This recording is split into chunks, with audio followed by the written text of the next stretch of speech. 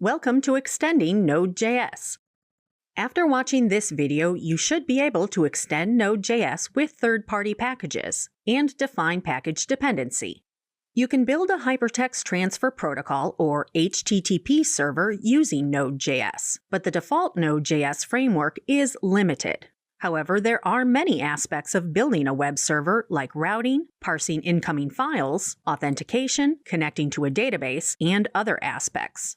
For example, you can parse extensible markup language, XML, with JavaScript string functions, but an XML document object is not efficient in parsing a stream of XML data.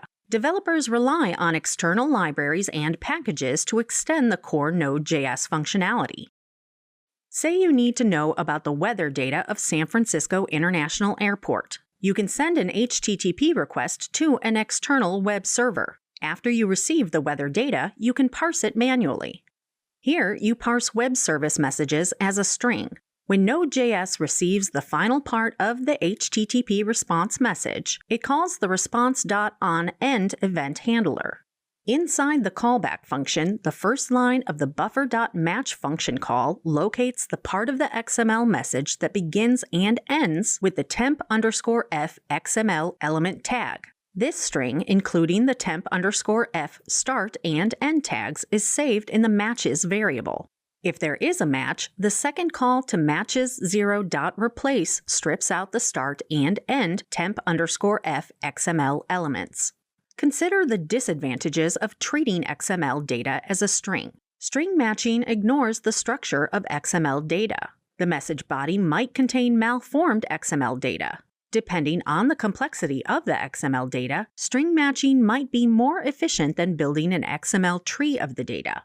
String matching is less tolerant to changes in the XML data structure, and if the message adds or removes any XML elements, you must change the regular expression on the string match function.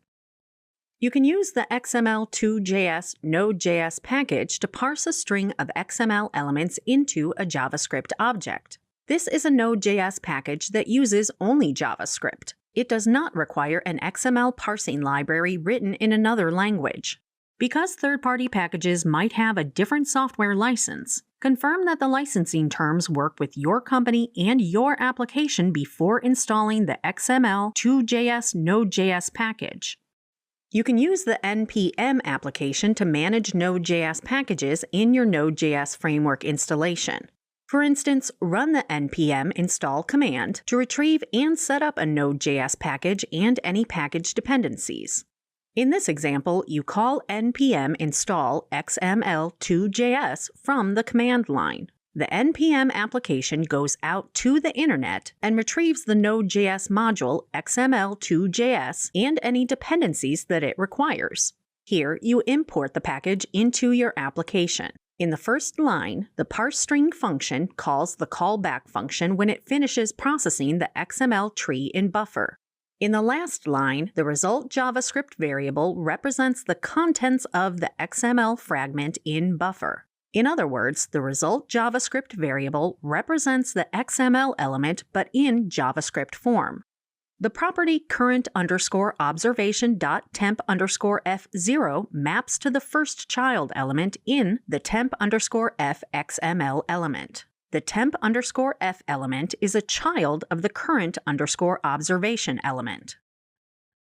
In this video, you learned that developers rely on third-party packages to extend Node.js's features. String matching ignores the structure of XML data. The XML2.js Node.js package parses a string of XML elements into a JavaScript object. And the npm application manages Node.js packages in your Node.js framework installation.